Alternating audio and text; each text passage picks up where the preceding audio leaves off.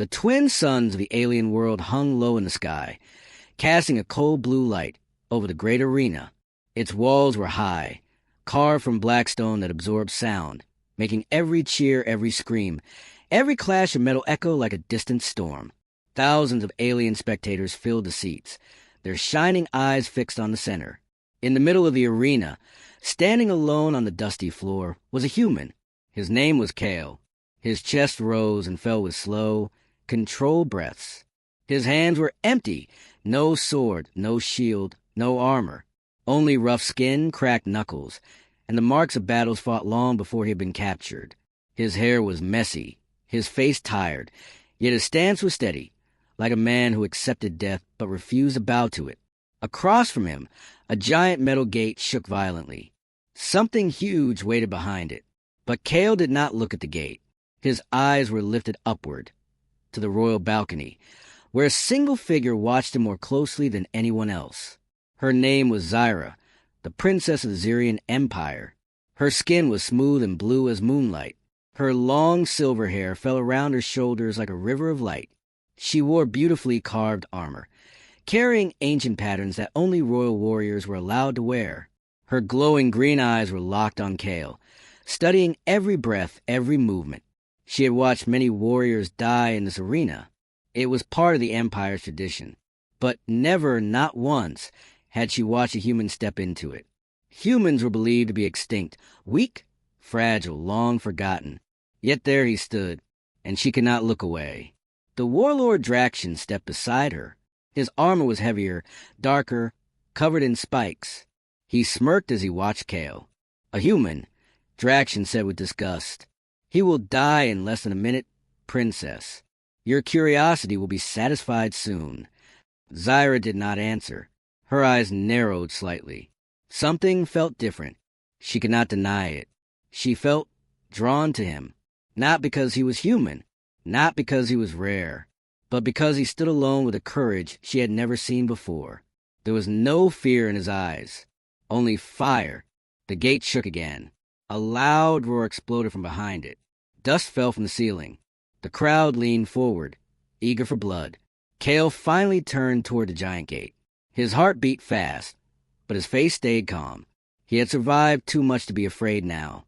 He whispered to himself, "Whatever comes out, I face it." The chain snapped. The gate burst open. A massive creature charged out, taller than 3 men, before arms, wide claws, and skin like armored stone. Its eyes burned with orange rage. The ground shook with every step it took. The crowd screamed with excitement. "Gorix! Gorix! Gorix!" Kale exhaled slowly. No weapon, no help, no mercy. The creature roared and swung its claw down toward him with deadly speed. Kale moved.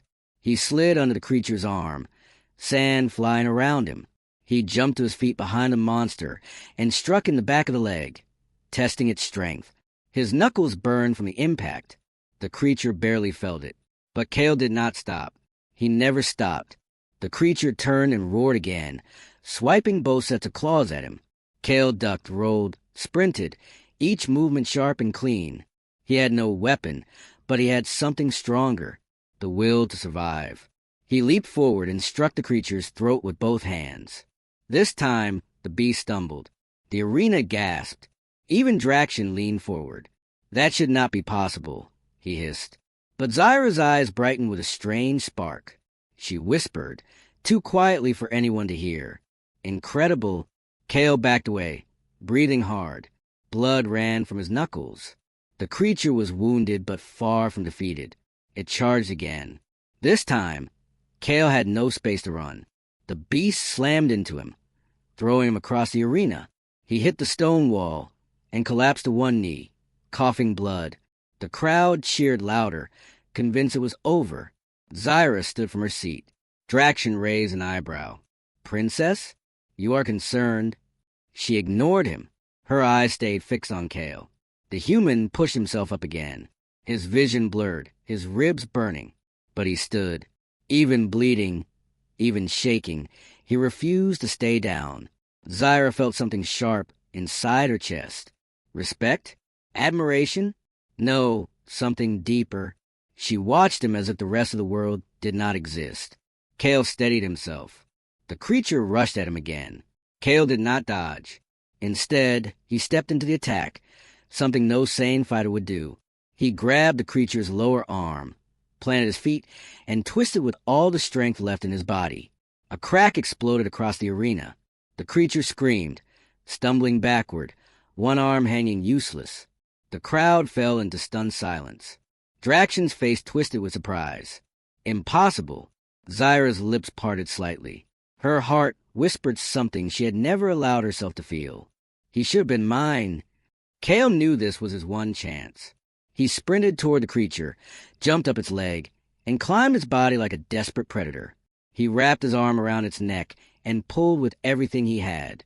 The creature thrashed violently. Kale's muscles screamed. His bones felt like they were breaking. But he did not let go. With a final roar, the creature collapsed. Dust exploded around them. Silence filled the arena. Kale rolled off the creature's body, gasping for air, barely conscious. Then, the crowd erupted into wild, deafening cheers. But Kale did not hear any of it. His vision faded. The last thing he saw was the princess, Zyra, standing above everyone else, her glowing green eyes locked on him with an emotion he did not understand. Before darkness took him, he saw her whisper one sentence. "Bring him to me, alive." Kale woke slowly. At first, everything around him was a blur. Soft light, warm air, and the faint smell of strained flowers. His body felt heavy, as if it had been filled with stones. His ribs burned from the fight, and his arms trembled with every breath. He tried to sit up, but pain shot through his side.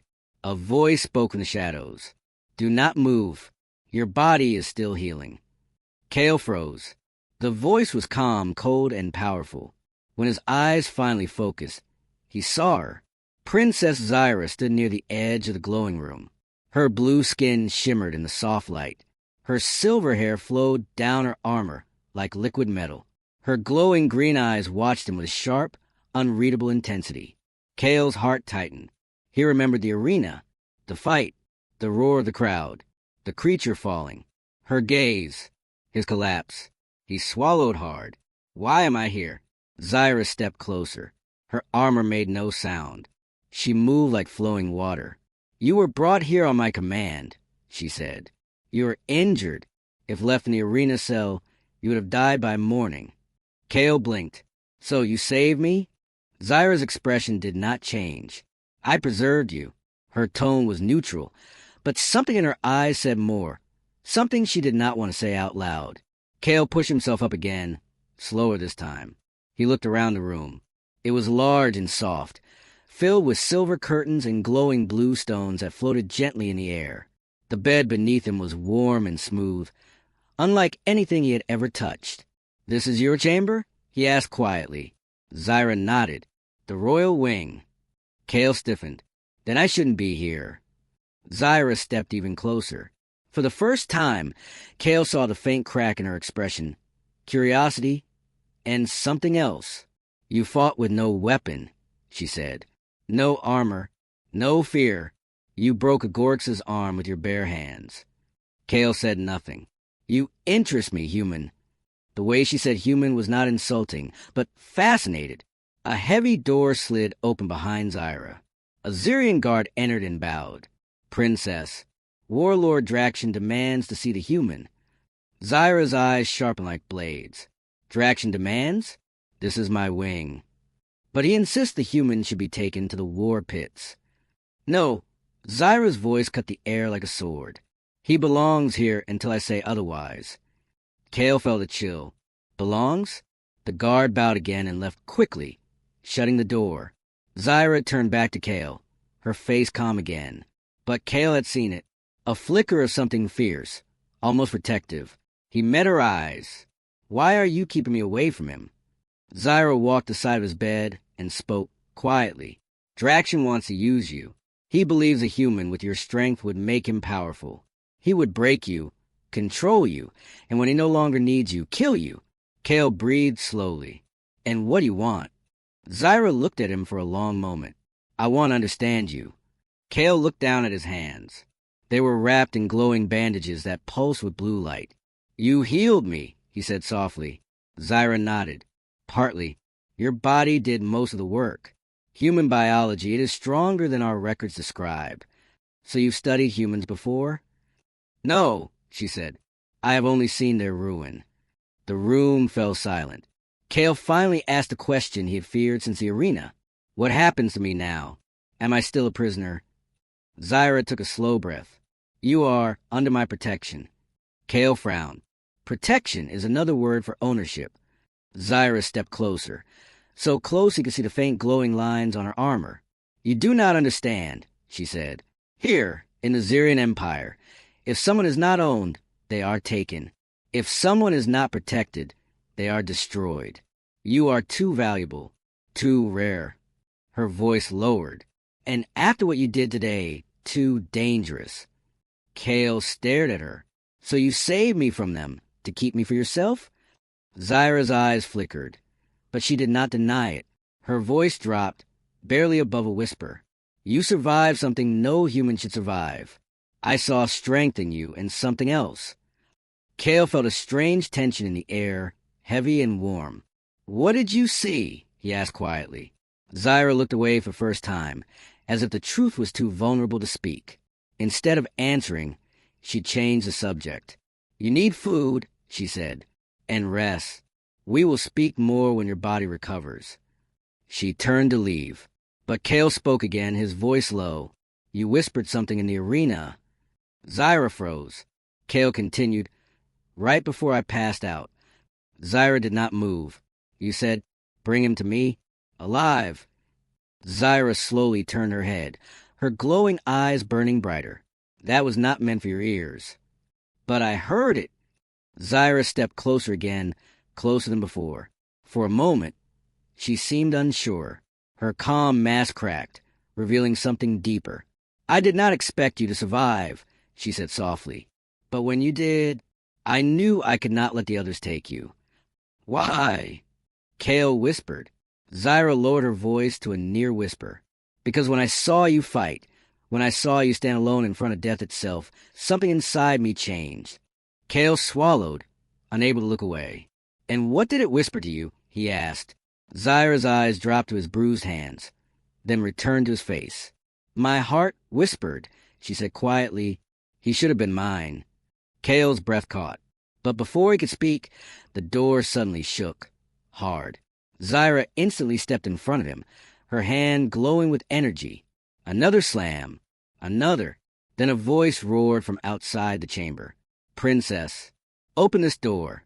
The Emperor orders a human to be moved immediately." Cale's heart pounded.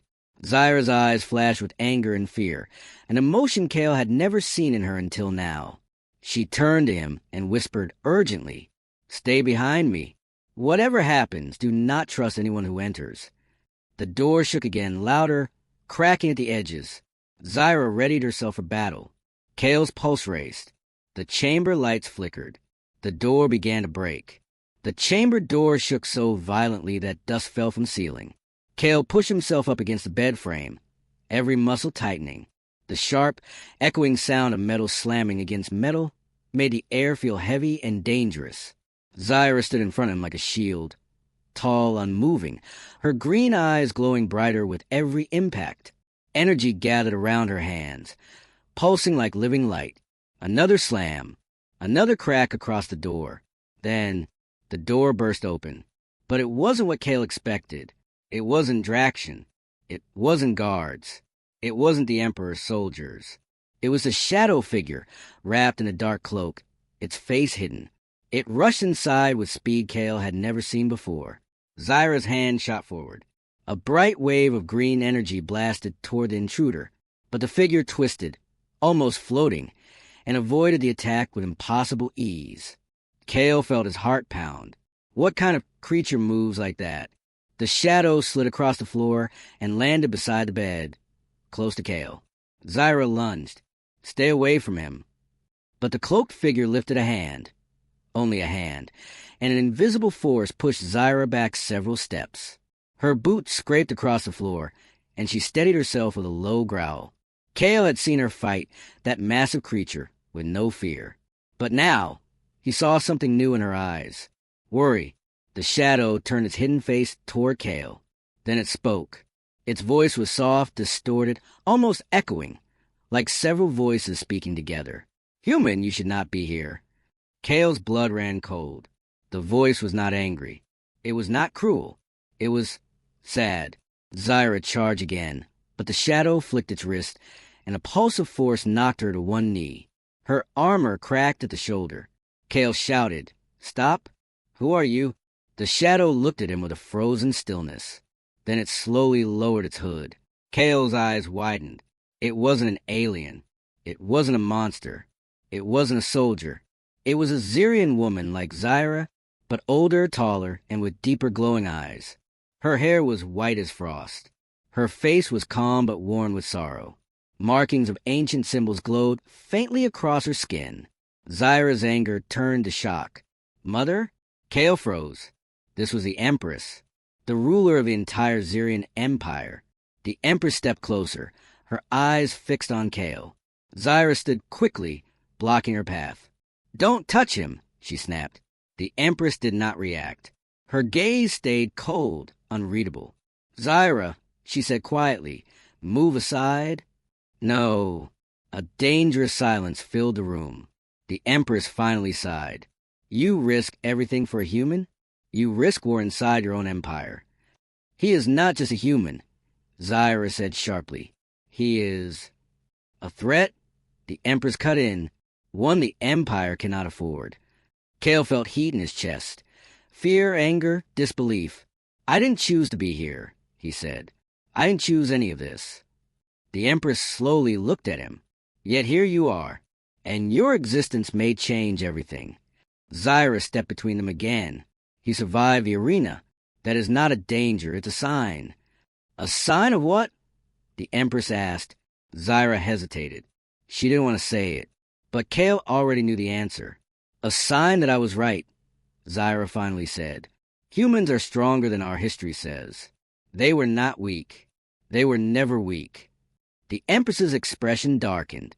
Strength does not make him safe. She raised her hand toward Kale. In that moment, Kale felt a strange pressure closing around his body, like invisible hands gripping his arms, his chest, his throat. He couldn't breathe. His heart raced. Zyra's eyes widened. "Mother, stop." "He must be examined," the Empress said coldly. "His blood, his strength, his mind. If he is dangerous, he must be controlled." Kale gasped, "I'm not." But the pressure tightened. His vision blurred. Zyra stepped in front of him, blocking the Empress's line of sight. Energy burst from her armor, creating a shield around Kale. "You will not take him," Zyra said, her voice shaking with fury. The Empress slowly lowered her hand. Her eyes narrowed. "You dare defy your Empress?" "I dare protect what is mine," Zyra answered. Kale felt everything stop. The room, the light, the air. The Empress's gaze sharpened into something dangerous. "Yours?" she repeated. Zyra did not step back. She did not bow. She did not break. "Yes," she said quietly. "Mine." Kale's heart pounded so hard he felt the bed tremble under him. The Empress exhaled slowly. "You have grown reckless," she said. "The Council will hear of this." Zyra's jaw tightened. "Let them." Then, without warning, the Empress vanished in a burst of silver smoke. The room fell into silence. Kale inhaled sharply. Finally able to breathe, Zyra rushed to him. "Kale, are you all right?" He nodded weakly. "I think so." Her hand hovered near his shoulder, but didn't touch. She looked almost afraid to hurt him. Kale's voice was low. "You stood up to your Empress for me." Zyra looked away. "She would have taken you. She would have turned you into something you are not." Kale swallowed. "And you? What do you want me to be?" Her eyes met his. Their glow softened. "I don't know yet." Silence filled the room, warm and strange. Then a deep alarm echoed to the palace halls. Zyra's face hardened. "That is the Emperor's code," she said. "The Council is calling an emergency session." Kale frowned. "About me?" "About us," she corrected. She moved quickly to the door and sealed it with a command. Blue energy formed a barrier across the entrance. Kale stood slowly, pain still twisting through his ribs. Zyra turned to him. Listen to me, Kale. Things have changed. The Council will not let the situation continue. Draction will not stop. The Empress will return. Kale took a step toward her.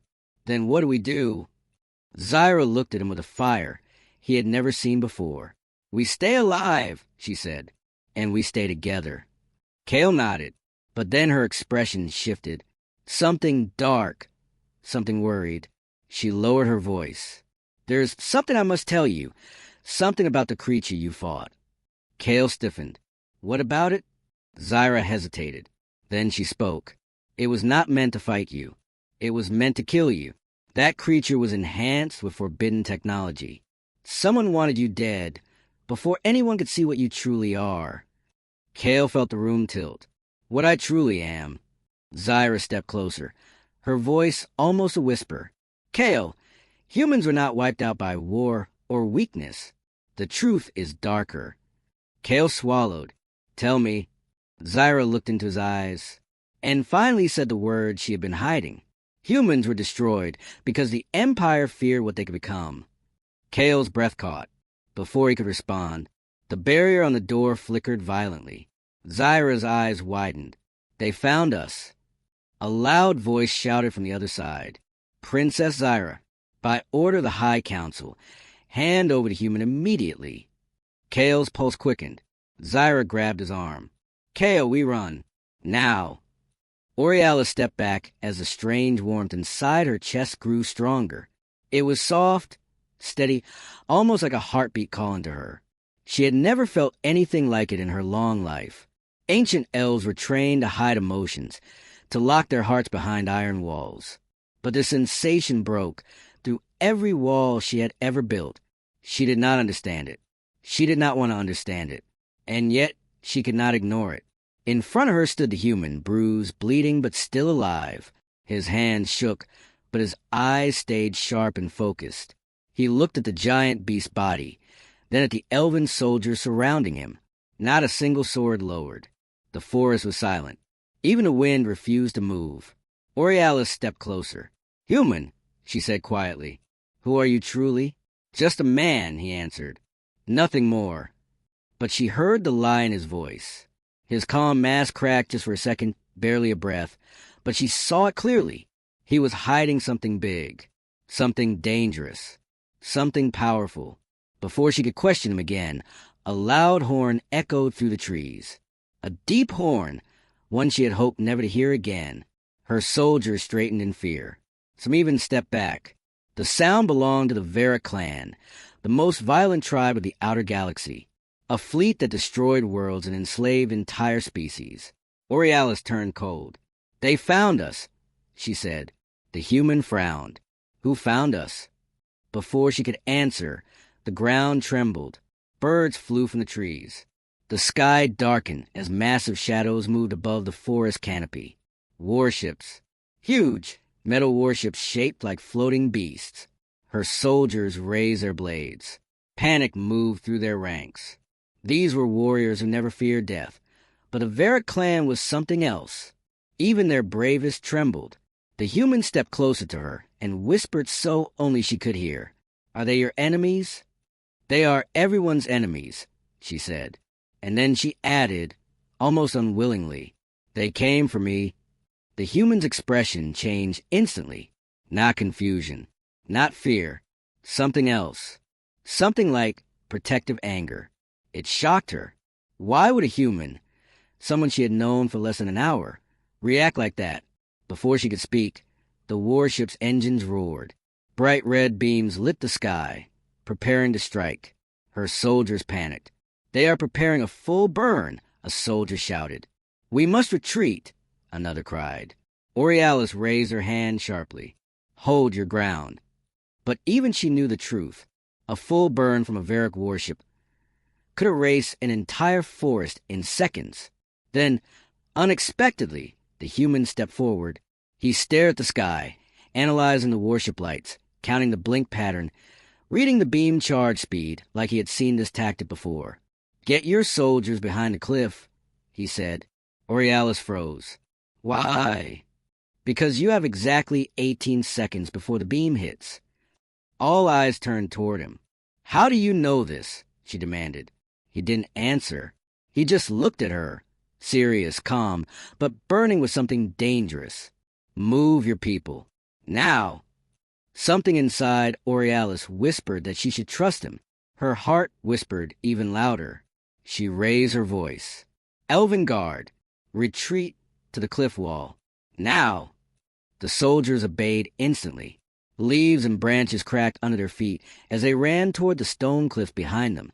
Only Borealis stayed, and the human stayed with her. She looked up. "You're coming too, human." He shook his head. "No." Her eyes widened. "You cannot fight a warship beam alone."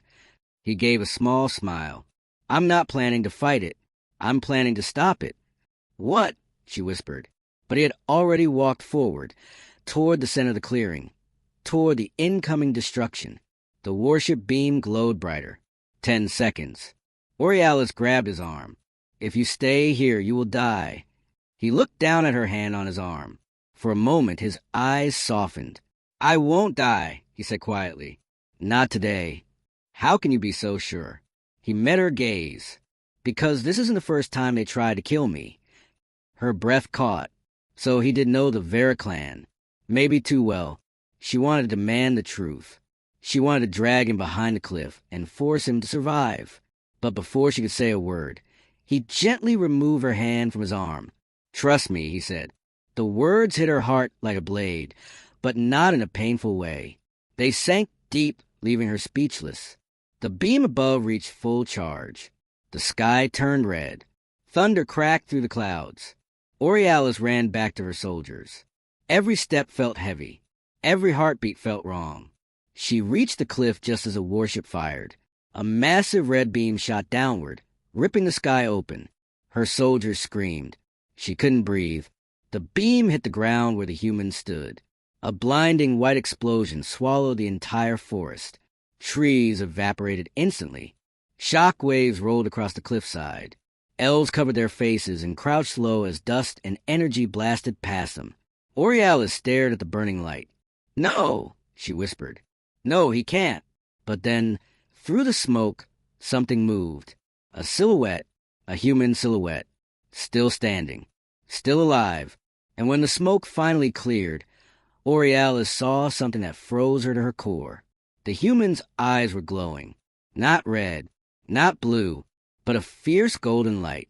A light she had only heard about in ancient legends. The light of the lost human vanguard, a warrior group believed to have vanished thousands of years ago. A group strong enough to bend energy, stop warships, and destroy fleets. A group feared even by the Veraclan. Her heart shook. He wasn't just a human. He was something far more terrifying. And far more important. He slowly turned toward her, and the golden glow in his eyes began to fade. Before the light fully disappeared, he whispered one sentence, one that pushed the entire story into a new, dangerous direction. "They know I'm still alive, and now they'll come for all of you." Silence fell across the cliff. Heavy silence. Fearful silence. Borealis felt her breath freeze in her lungs. The human's glowing eyes, the warship beam he survived his final warning, all formed a truth too big to ignore. Her soldiers stared at him like he was a ghost. One soldier whispered, trembling, "Commander, what is he?" Borealis didn't answer. She was still trying to understand herself. The human, burned, bruised, smoke rising from his clothes, took one slow step toward them. His face was calm, but his eyes were tired, deep tired, like someone who'd been running from death his whole life. Borealis stepped forward. "Human, explain," she demanded quietly. He didn't speak at first. Instead, he looked up at the sky where the warship had been. It was gone now, leaving only black clouds and drifting ash. But he knew something Borealis did not. That ship wasn't retreating. It was warning others. Finally, he said, "My name is Kale." The elves exchanged confused glances. They expected a title, a rank, a legend. Not Kale, a simple name. A name that did not match the fire that lived inside him. Borealis folded her arms. Kale, where are you? He hesitated. And that hesitation told her everything. He was afraid of telling the truth. Not for himself, but for them. Before he could answer, a young elf soldier stepped forward angrily. You tricked us. No normal human can stop a Varric beam. What kind of monster are you? Enough, Borealis snapped. But the soldier kept talking. Commander, he's dangerous. He should be restrained. What if he is a spy? What if... Kale moved. Not fast. Not threatening. Just closer. Do you think, Kale said gently, that if I wanted to harm you, any of you would still be standing? The soldier froze. His mouth shut tight. Kale wasn't boasting. He wasn't threatening. He was simply telling the truth. Borealis felt a shiver run through her. She needed answers. Her kingdom needed answers. And Kale, he carried them. Why did the Varric clan attack us? She asked. Kale looked down at his hands, still trembling slightly from holding back the beam. They weren't after you, he said. They were after me. But why? Borealis asked. Kale closed his eyes. Because I am the last surviving member of the human vanguard. A gasp rippled across the elven soldiers.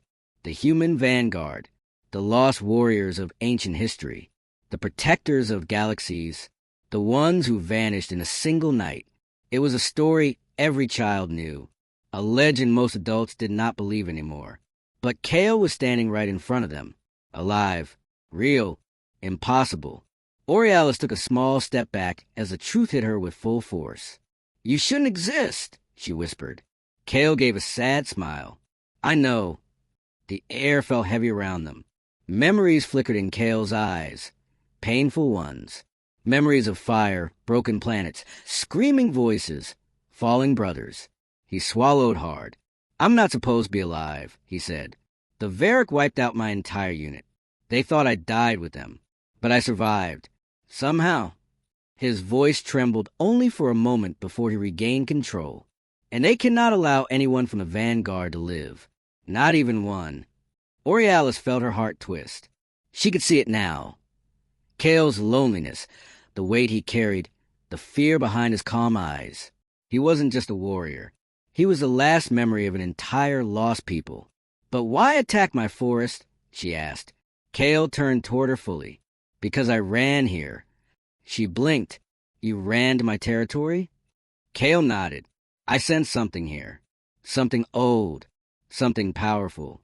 Borealis's eyes widened. You mean the Heartstone? The soldiers murmured. A few gasped. The Heartstone was the deepest secret of their elven kingdom. Kale nodded slowly. I know what it was. But I felt its pulse across the stars. A call. A warning. And I followed it. Borealis felt her pulse quicken. How did you sense it? Only elves can feel the Heartstone. Kale looked away. That's what scares me, he said. Because I felt it as clearly as you do. A chill shot down her spine. Kale was human, but he could sense elven magic. Magic older than time itself. Something impossible was happening. But then, or maybe because of all this, something even stranger happened. A sudden crack of thunder split the sky, but no storm clouds followed. Instead, a dark, swirling portal appeared far above the forest. Not natural, not magic, something else, something violent. Kale's face dropped instantly. They're here already, he whispered. Borealis felt her heart stop. The Varric? No, Kale said. Something in his voice changed. It grew colder, sharper. This time it's their hunters. The elves stiffened. Varric hunters were not soldiers, not pilots, not commanders. They were assassins, elite killers who hunted impossible targets. Targets like Kale. From the portal, black figures dropped into the sky. Fast, silent, deadly. Their armor glowed red, with tracking symbols. Their claws extended, sharp enough to cut metal. Their eyes burned with hatred. Kale stepped forward, jaw tight. Borealis reached for his arm. Kale, don't face them alone. He shook his head firmly. If I run, they'll kill all of you. They won't stop. They never stop. One of the hunters landed on a broken tree trunk, staring at Kale with a predatory grin. Vanguard, it hissed. We found you. Kale lowered his stance. Borealis's heart pounded. Kale, don't. He glanced at her, just once, and in that one look, she saw everything. His fear, his courage, his exhaustion, his promise. That beam didn't kill me, he said quietly. But they might. Then he added softly, stay behind me, please. It was the first time he sounded like he needed someone, not as a warrior, not as a legend, but as a person. Before Borealis could answer, one of the hunters leaped forward at impossible speed, straight toward Kale's throat. Kale raised his fist. Golden light exploded. The battle had begun. The forest night was alive with crackling energy. Dark red eyes glowed in the shadows. The hunters circled like wolves. The air smelled of burning wood and fear. The elves crouched behind rocks and trees. Borealis's breath came fast. Her hand trembled on the shaft of her spear. Kale stood alone in the clearing, battered, bruised, but unbroken. His chest rose slowly. His golden eyes glowed faintly. The hunters advanced, claws sharp, armor humming with deadly energy. One hunter leapt forward, faster than thought, aiming for Kale's heart. Kale didn't wait. He raised a fist. A burst of golden energy flared around his arm. The night cracked. A shock wave knocked the hunter back, slicing open the dark air. The hunter screamed, then collapsed. The rest hesitated. A moment of shock. That was all Kale needed. He moved like wind. Limbs and energy blurred. He was human, but far beyond human. He caught another hunter midair, twisted its body, and slammed it into the ground. The forest shook. Leaves rained like blood-red sparks. The elves gasped, some cheered. Some cried out. Borealis stood frozen, awe and horror mixing in her eyes. Kale didn't speak, didn't hesitate. He fought to survive, to protect them, to keep his promise. Another hunter attacked from behind. Its claws aimed for Kale's back. Borealis saw the danger, but was too far to help. The forest light dimmed in her eyes. Then Kale twisted, felt the claw slice across his armor, but his skin barely flinched. He spun, grabbed the hunter's wrist, bent it until metal snapped, an unnatural sound, and the hunter dropped dead. One by one, they fell. The hunters were quick, but Kale was stronger, faster, wiser. He fought with a savage grace, mixing alien energy and raw human strength. Then a hush fell. The final hunter stood trembling, weapon raised, eyes wide with fear. Kale stepped forward slowly. His body ached. His ribs burned. His arms shook, but his eyes stayed steady. Golden light pulsed softly. Leave, he said. His voice low, calm, filled with power. Leave this place. The hunter turned, ran, but Kale threw a wave of golden energy behind him. The ground exploded where the hunter's boots had been. The creature stopped, turned back, but the blast hit first, and the hunter disintegrated silently, like dust in the wind. Silence returned. The forest was still. The night was calm again. Only the sound of heavy breathing remained. Borealis moved forward slowly. Her spear dropped. She saw the fallen hunters. Their bodies crumpled like broken statues. She saw the clearing, scarred, ruined, but alive. She saw Kale, standing tall, wounded, breathing hard, but alive. Tears filled her eyes. She knelt. Kale, you saved all of us. Kale looked at the broken forest floor, at the silent trees, at the shocked faces of the elves. Then he looked at Borealis. He nodded softly. I promise. I told you. I will protect you. Borealis reached out. For a moment, Kale hesitated, but then he allowed her to touch his arm. Her fingers traced the tear in his clothes, the cuts on his skin, and she flinched at the wounds. But the wounds did not bleed. The golden energy had sealed them, healed them, partly, but enough. The elves slowly stood. Whispered words passed between them, shock, fear, respect. A few dropped their weapons. Others stared in disbelief. At the cliff's edge, dawn cracked slowly. Pale light spilled between trees. The smoke and scars of battle spread across the forest floor like dark memories. But the light promised something new, rebirth. Borealis rose, strong but careful. She turned to her soldiers. "This night ends," she said. Her voice echoed among silent faces. "We survived because of him, because of Kale. He was not our enemy. He is our savior." Silence. Then a murmur, growing. A chant. "Kale! Kale! Kale!" The soldiers, the elves, they walked toward him. Some kneeled, some bowed, some raised their weapons in salute. But all looked at him with new eyes. Not just an outsider, not just a stranger, but a hero. Kale closed his eyes. He did not smile. He did not speak. He only bowed his head, letting their honor wash over him like rain. Borealis approached him. She removed her cloak and wrapped it gently around his shoulders. "You belong with us, Kale," she said, "if you wish." Kale looked at her, then at the forest, the grove, the trees, the smoke, the dawn. He saw life, fragile, beautiful, alive. He turned back to Borealis, his voice soft but firm. "I wish to stay for now, but this fight, it is bigger than this forest." Borealis nodded. "Then we stand together, as long as you need." He closed his eyes again, then opened them. Golden light faded, leaving human eyes, tired, hopeful, alive. The elves whispered among themselves, and from the shadow of a broken tree, a small child stepped forward, an elf child, wide-eyed. He held out a flower, a simple white forest bloom. Kale accepted it gently. The petals trembled in his hand. He looked up at Borealis, then at the child, then at the rising sun, then back at the forest. A quiet wind rustled leaves. He whispered, "We rebuild."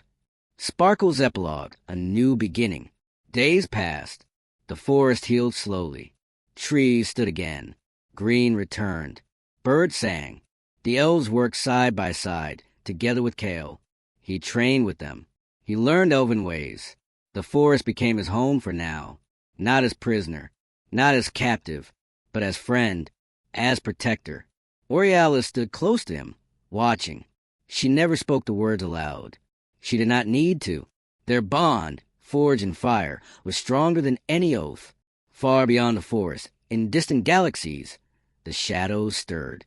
The hunter's disappearance echoed through the secret networks of the clans. The loss of their target, the last of the human vanguard, would not go unpunished. But here, in this forest, life blossomed again. The legends whispered at night around fires became real again. The lost memory of the human vanguard lived on, alive in Kale. And under the green leaves, golden light, and blue sky, a new story began. The forest shimmered in the early morning light. Dew glowed on every leaf. Birds sang softly, as if celebrating the peace the elves had regained. Kale stood quietly near the riverbank, watching the water flow around smooth stones. His reflection drifted on the surface, calm but not fully at ease. He felt it again, a strange pull inside his chest, soft but dark, as if something far away was reaching for him. Borealis approached from behind, her steps light and careful. She carried a bowl of water and healing leaves. "Your wounds are stable," she said gently, "but you still look troubled."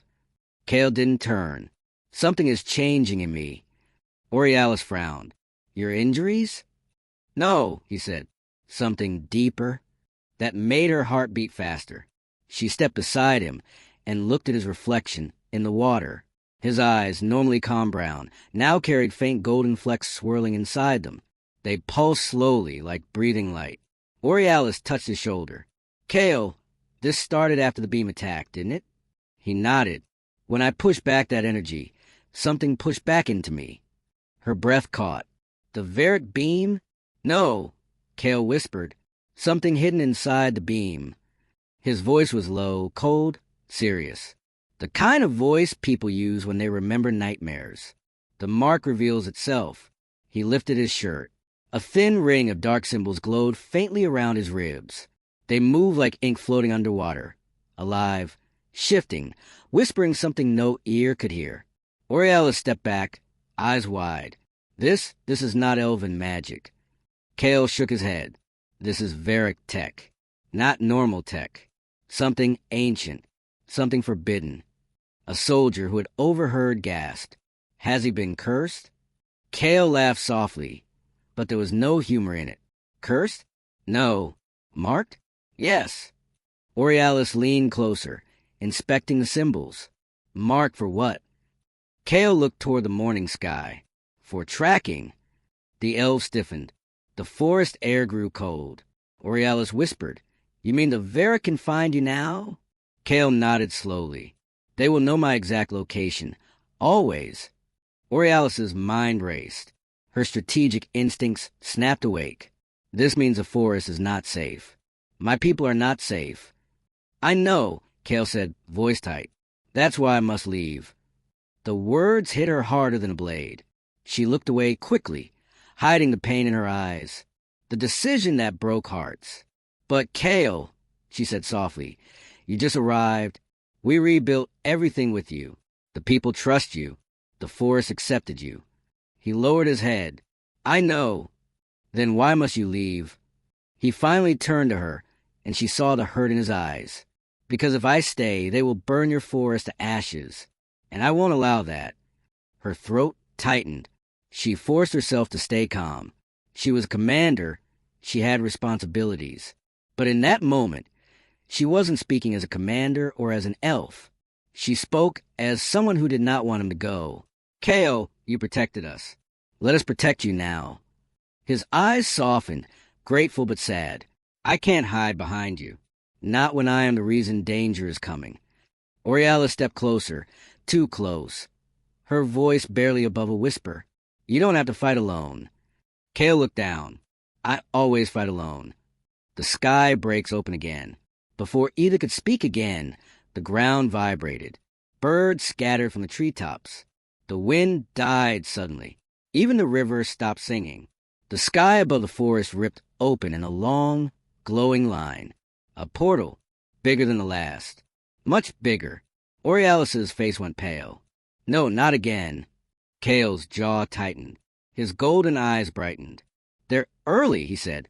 From the portal, dozens, no, hundreds of Varric ships emerged. Smaller than warships. Fast. Sharp. Designed for hunting.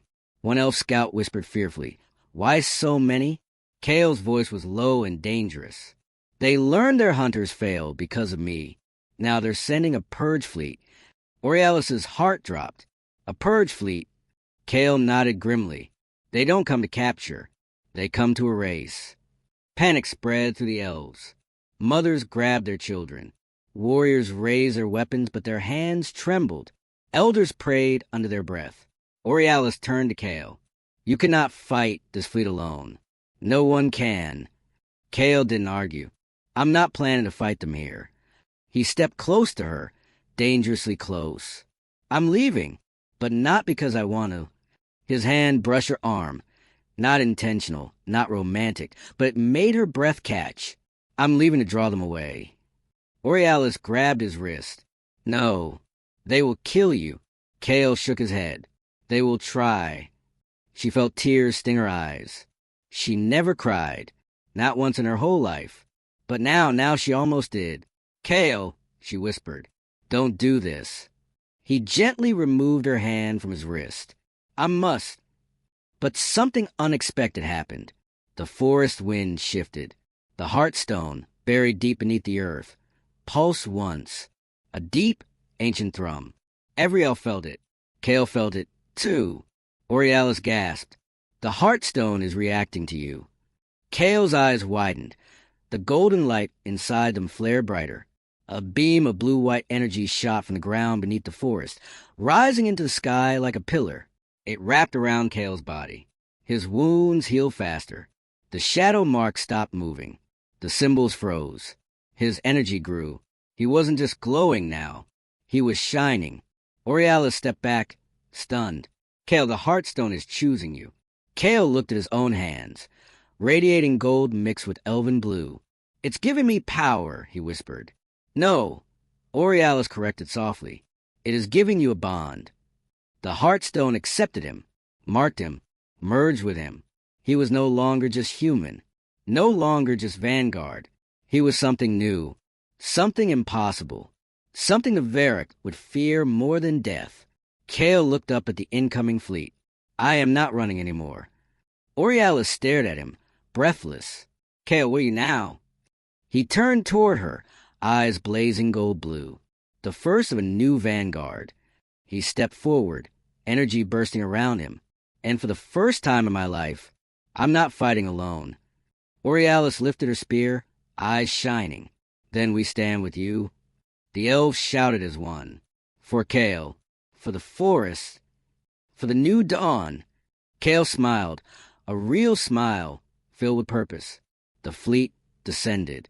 Kale raised his hand. The forest glowed. The final battle began. A deep, uncomfortable silence filled the hall after Ava's words echoed through the air. Everyone waited, confused, breathless, afraid. Even the glowing crystals on the walls dimmed, as if the room itself sensed danger. Ava's voice had been soft, but her fear was real. She did not repeat her warning. She did not need to. Something had arrived. Something powerful. Something that wanted the human. Or maybe something that wanted the truth. Zarin stepped in front of her again, shielding Ava with his body. "Stay behind me," he ordered firmly. But Ava shook her head. If it sees fear, it attacks. Her heart was racing, yet her voice stayed calm. "We must show strength." Before Zarin could argue, a heavy gust of wind swept through the hall. The air trembled, the ground cracked, and from the dark entrance at the far end, a tall figure stepped forward. It was covered in silver armor, glowing from inside like molten metal. Its eyes burned bright blue, sharp and emotionless. Every step it took echoed like thunder. The crowd backed away instantly. Some whispered, "Guardian, ancient defender, it should not be awake." Even Zarin froze for a second. Ava swallowed hard. This was the creature she had feared. This was the reason she looked terrified in the vision she remembered. The Guardian stopped only a few feet away from them. It raised one hand, palm glowed like a star. Then it spoke. Its voice sounded like metal scraping against stone. Cold, deep, final. The human, surrender him. Ava felt her chest tighten. A cold wave ran down her spine. She stepped forward before Zarin could stop her. "Why do you want him?" she asked. The Guardian turned its blue eyes toward her. The intensity almost forced her to step back, but she stood her ground. It answered slowly, every word vibrating through the room. "He is marked. He is claimed. He must be taken." A murmur broke from the crowd. Claimed? Taken where? Taken by whom? Zarin's jaw clenched. He grabbed his spear tightly, light burning along the blade. "You will not touch him," he growled. The Guardian tilted its head. "Are you defying the order?" A terrible hush fell over the hall. Nobody defied the order. Not a warrior, not a general, not even a queen. But Zarin did. "Yes," he said without fear. "He is under my protection. And hers." Everyone looked at Ava. The Guardian did too. Its eyes flashed, scanning her entire body, head to toe, and then something strange happened. The glowing armor around the Guardian flickered, like it recognized her, like it knew something about her identity. Ava stepped back. What is happening?" she whispered. The Guardian spoke again, but its tone had changed. It was softer, uncertain, almost afraid. You should not exist." The hall exploded in confusion again. Ava froze completely. Zarin looked shocked. "What does that mean? What is she?" Ava quickly shook her head. "I don't know. I'm just a researcher. I'm not anything special." But the Guardian interrupted her. "You are the key. The human is the door. Together, you unlock a fate that cannot be allowed." Ava's heart pounded so hard she felt dizzy. The key? The door?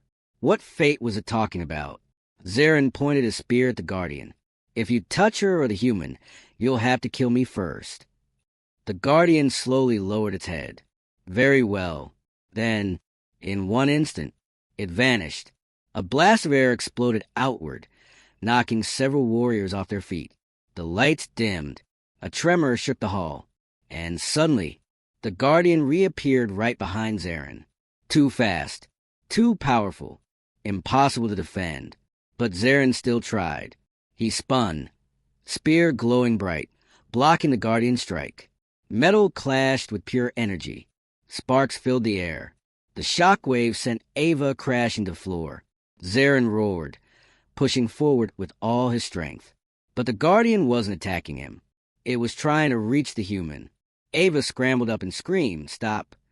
Her voice cracked, but somehow the sound rippled the hall like a shock.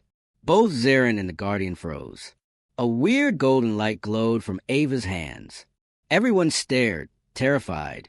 Even Ava looked down, shocked. What is happening to me?" she whispered. The light grew brighter, stronger, warmer, and the Guardian slowly stepped back. For the first time, it looked uncertain, unstable, uneasy. Ava raised her glowing hands higher, not knowing how or why this ability awakened inside her, but trusting the feeling burning in her chest. Her voice became steady. "You will not take him." The Guardian's blue eyes dimmed, flickering like dying flames. It stepped back again. "The key has awakened." Its voice trembled. "This timeline is breaking." A crack appeared across its chest plate, thin but glowing like lightning. Then it vanished again, this time completely. No sound, no flash, no energy wave. Just gone. Ava collapsed to her knees. The golden light disappeared from her hands. Her breathing was shallow, uneven, terrified. Zarin rushed to her side and held her shoulders gently. "Ava, what was that?" She shook her head, tears in her eyes. "I don't know. I shouldn't have that power. Humans don't have abilities. This is impossible." Zarin looked toward the spot where the Guardian vanished. "Ava," he said quietly, "that thing knew you." She froze. "And it feared you." Her heart pounded harder. Zarin continued in a low voice. "Which means someone or something is hiding the truth about who you really are."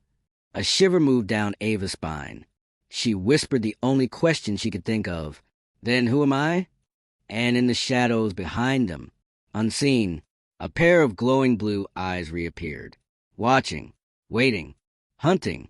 The threat was not gone. It had only begun.